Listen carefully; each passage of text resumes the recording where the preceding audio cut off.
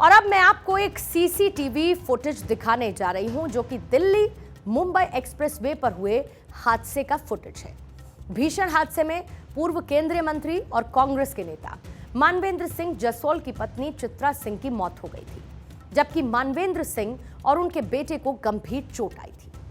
CCTV footage पर आप जरा ध्यान दीजिएगा, जिसमें साफ तौर पर यह नजर आता है कि जो कार आगे बढ़ रही है उसकी किसी दूसरी गाड़ी या फिर जानवर से कोई टक्कर नहीं हुई थी। ये एक बार फिर से आप तस्वीर देखिए, आपको हाईवे पर वो कार स्ट्रेट जाती हुई नजर आएगी और अचानक से हाईवे से नीचे उतरती हुई नजर आएगी। ये कार इस दौरान 120 से अधिक की स्पीड पर इस हाईवे पर चल रही थी। देखा आपने, गाड़ी अचानक से सड़क से उतरकर कच्चे रास्ते पर आ गई और वहां जो डिवाइडर है, आपको डिवाइडर नजर आएगा। अब ये क्लोज विजुअल्स इस वक्त आपके सामने हैं। डिवाइडर से जाकर ये टकरा जाती है और आगे से पूरी तरीके से डैमेज हो चुकी है। सीसीटीवी फुटेज में ये नजर आया कि कार की स्पीड 120 किलोमीटर प्रति घंटे से ज्यादा की होगी। पुलिस की जांच में सामने आया कि पीछे की सीट पर एयरबैग खुले नहीं और इसकी वजह से वहां पर बैठे हुए पूर्व सांसद मानवेंद्र सिंह और उनकी पत्नी चित्रा सिंह को गंभीर चोट लगी। इस हादसे में चित्रा सिंह की मौत हुई। उस दौरान उनको चोट लगी चित्रा सिंह को और उनकी ऑन द स्पॉट फिर मौत हो गई। चित्रा सिंह की मौत हुई, जबकि मानवेंद्र सिंह के सीने में चोट आई है। डिवाइडर से टकराने के बाद कार के आगे के 2 एयरबैग तो खुल पाए, यानी कि जो ड्राइवर सीट और नेक्स्ट टू ड्राइवर सीट है वो एयरबैग्स तो खुल गए। इससे ड्राइवर दिनेश सिंह तंवर और आगे की सीट पर बैठे हुए मानवेंद्र सिंह के बेटे हमीर सिंह को कम चोट आई।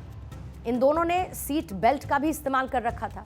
एक्सप्रेसवे पर काम करने वाले कर्मचारियों ने बताया कि जब वो मौके पर पहुंचे तो गाड़ी में उस वक्त कोई नहीं था और गाड़ी के आगे के दोनों एयरबैग्स खुले हुए थे, पीछे के एयरबैग्स खुले नहीं। उन्होंने ये भी बताया कि गाड़ी की स्पीड करीब 120 किलोमीटर प्रति घंटे से अधिक की रही होगी, क्योंकि जिस सेफ्टी वॉल से गाड़ी टकराई उसे सेफ्टी वॉल में एंगल भी लगे हुए हैं और वो पूरी तरीके से डैमेज हो चुके हैं। दिल्ली मुंबई एक्सप्रेसवे पर इस तरीके का ये कोई पहला हादसा नहीं है। ये एक्सप्रेसवे कई लोगों की जान ले चुका है और अब आईआईटी की टीम एक्सीडेंट के कारणों को जानने के लिए एक सर्वे कर रही है। आईआईटी मद्रास हादसे की सर्वे रिपोर्ट को तैयार कर रही है। दिल्ली मुंबई एक्सप्रेसवे पर 3 दिन तक ये सर्वे चलेगा और हादसे वाली जगह के पास 3 बार सीन को रिक्रिएट किया जाएगा, यानी कि साइट विजिट की गई, कार कहां पर किस तरीके से मुड़ी, किससे टकराई, किस एंगल पर सबसे ज्यादा बैलेंस बिगड़ा। और इस एक्सीडेंट पॉइंट के अलावा सर्वे टीम उन अलग अलग पॉइंट्स पर भी जा रही है जहां पर इससे पहले कुछ दर्दनाक हादसे हो चुके हैं और इन सभी को क्लब करके हुए एक एनालिसिस करते हुए ट्रांसपोर्ट मिनिस्ट्री को एक रिपोर्ट भेजेगी। इस रिपोर्ट के आधार पर इस एक्सप्रेसवे के साथ साथ जो बाकी एक्सप्रेसवे हैं उनकी कमियों को सुधारा जाएगा, यानी कि उनको ज्यादा सुरक्षित बनाने की कोशिश की जाएगी। आईआईटी की टीम ने जब 10 महीने के हादसों को खंगाला तो चौंकाने वाले आंकड़े सामने आए। यहां पर हुए अलग अलग हादसों में 95 मौत हो चुकी है। 33 किलोमीटर के हिस्से में 10 महीने में 25 लोगों की मौत हो चुकी है, जबकि 85 किलोमीटर वाला हिस्सा जो कि हरियाणा से अलवर तक का है, उस हिस्से में हुए अलग अलग एक्सीडेंट्स में 85 लोगों की मौत हुई। और इसमें कई हादसे ऐसे भी हैं जिसमें मौके पर ही लोगों ने दम तोड़ दिया था। ये हादसे ओवर स्पीड, ओवरटेक और आपस में भिड़ंत की वजह से हुए हैं। इस एक्सप्रेसवे पर आईआईटी की टीम ने पहले दिन करीब 5 घंटे बिताए। अलग अलग रूट्स को देखा गया। जब टीम यहां पर पहुंची तो 5 बड़ी खामियां सामने आई। शीतल से 9 गांवों की तरफ करीब 25 किलोमीटर के एक्सप्रेसवे पर गड्ढे हैं।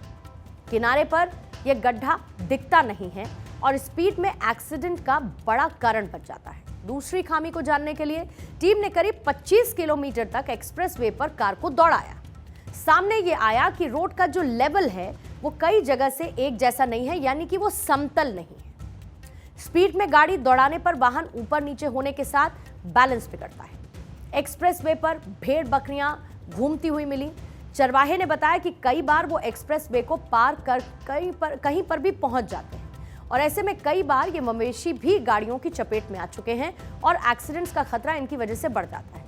चौथी खामी जो मिली उसके मुताबिक एक्सप्रेसवे से सटे हुए जितने भी खेत हैं वहां पर हर 1 किलोमीटर में सीमेंट की दीवार टूटी मिली।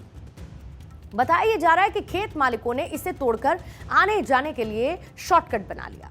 अवैध ढाबा संचालकों ने दीवार को तोड़कर रास्ते निकाल लिए हैं और इसके अलावा ट्रक समेत भारी वाहनों के ड्राइवर ने कई जगह अवैध पार्किंग्स भी बना रखी हैं। ये जो कुछ भी मैंने आपको बताया, अमूमन किसी भी एक्सप्रेसवे पर जाते हुए इन खामियों को आपने भी महसूस किया होगा। 8 लेन का दिल्ली मुंबई एक्सप्रेसवे 1350 किलोमीटर लंबा।